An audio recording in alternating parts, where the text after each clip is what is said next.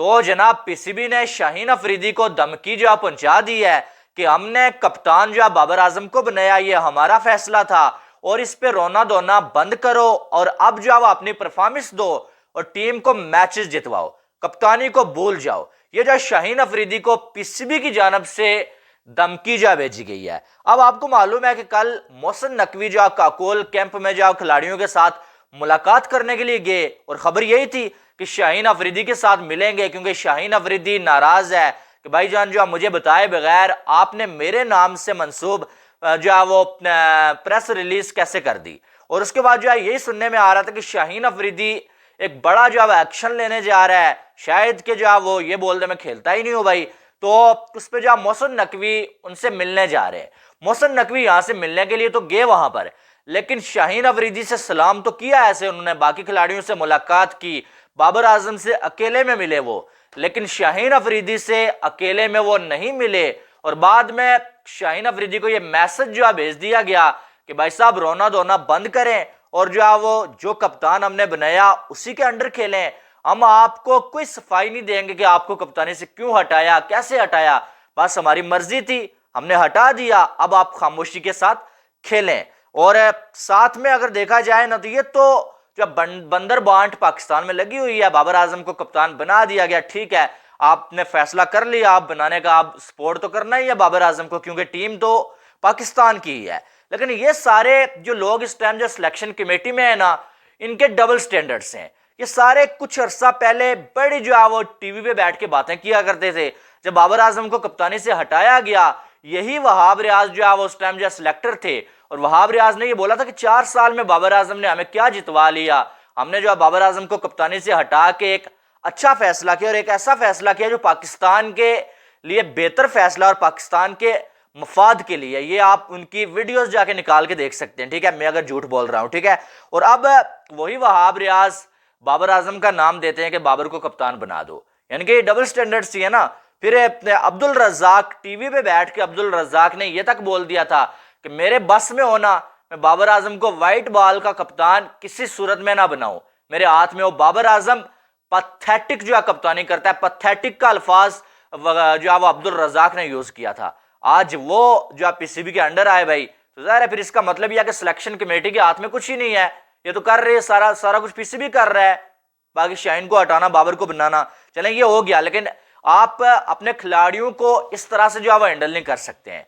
ये करके पीसीबी ने खिलाड़ियों के दिलों में नफरत का जो बीज है ना वो बो दिया है। बार बार से शाहीन आपको खुश नजर आएगा, बोलेगा यार मैं खुश हूं, लेकिन हकीकत में खिलाड़ियों के दिल में जो है वो खटास पैदा हो गई है और टीम का माहौल अब और ज्यादा खराब होगा। ये आप मुझसे लिखवा के रख लें, और ये चैंपियन ट्रॉफी वर्ल्ड कप आप भूल जाएं कि पाकिस्तान जीतने वाला है, आप मुझसे लिखवा के रख लें। मेरी विश है कि पाकिस्तान जीते, लेकिन मुझे जो हालात नजर आ रहे हैं ना पाकिस्तानी टीम के, मुझे नहीं लग रहा है पाकिस्तान ये चैंपियन ट्रॉफी या जो है वर्ल्ड कप में जो है जीतने वाला है। जो मुंबई इंडियंस के साथ हो रहा है ना वही पाकिस्तान के साथ मुझे जो होता हुआ नजर आ रहा है। दूसरी जो बड़ी खबर, अब आप देखें कि बाबर आजम को कप्तान सेल्फिश हमेशा मैं बोलता हूं, क्यों बोलता हूं, क्योंकि बाबर आजम एक सेल्फिश कप्तान है, ठीक है।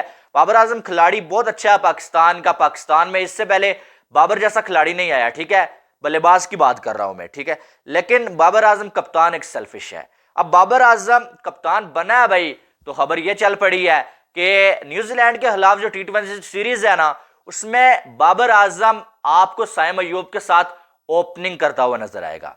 वो बाबर आजम जिसको ओपनिंग से इसलिए हटाया गया था कि वो तेज नहीं खेलता, पावर प्ले को यूटिलाइज नहीं कर पाता और जो स्लो खेलता है। बाबर आजम का स्ट्राइक रेट जो है वो ये जुल्म भी हुआ पाकिस्तान के साथ कि T20 में 90 और 95 के दरमियान में भी रहा, 110 115 के दरमियान में भी पावर प्ले में बाबर आजम खेलते हुए पाएंगे, जो कि T20 के साथ बहुत बड़ा जुल्म है, ठीक है। और T20 क्रिकेट भी साइड पे खड़ी मुस्कुरा रही होती थी कि यार ये हमें किसके हत्थे चाट दिया आपने, ठीक है। लेकिन अब बाबर आजम साइम अयूब के साथ जो वो ओपनिंग करेंगे और कुछ लोग जो आके ब्रेकिंग न्यूज करके बता रहे होते हैं बाबर आजम की चमचागिरी में कि भाईजान बाबर ओपनर आ गया है।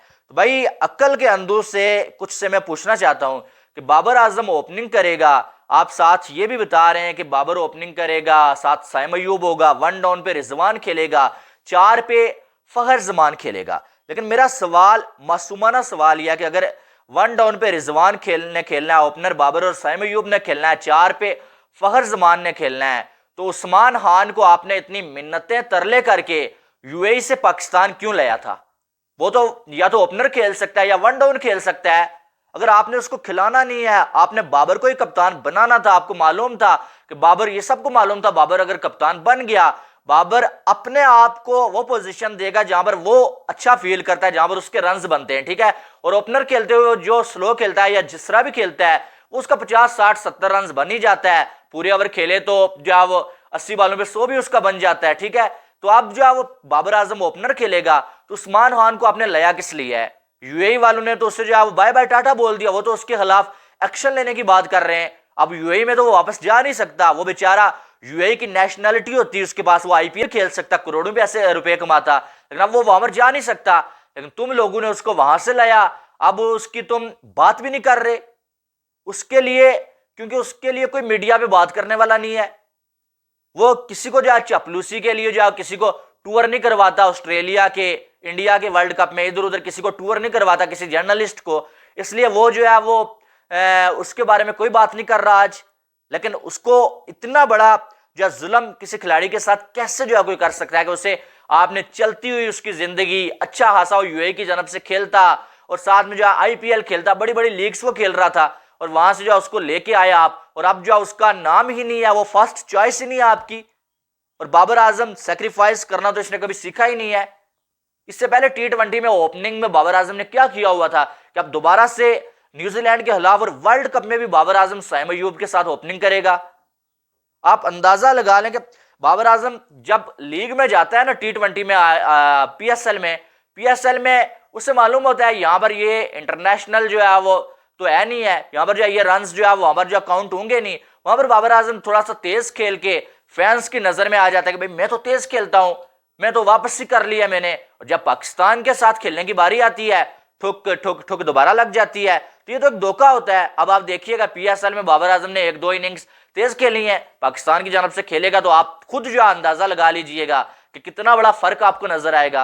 लेकिन ओपनिंग बाबर आजम ने करनी है, तो सेल्फिशनेस और क्या होती है भाई, यही होती है। मुझे बाबर आजम की जो है वो बैटिंग से कोई मसला नहीं है, बाबर आजम एक अच्छा इंसान है, बाबर आजम से मुझे कोई मसला नहीं है कि वो कैसा इंसान है, वो एक बड़ा बेहतरीन इंसान है, ठीक है, बड़ा बेहतरीन इंसान है वो। मुझे मसला उसकी सेल्फिशनेस से है, जो ये कप्तान बन के दिखाता है या ऐसे दिखाता है।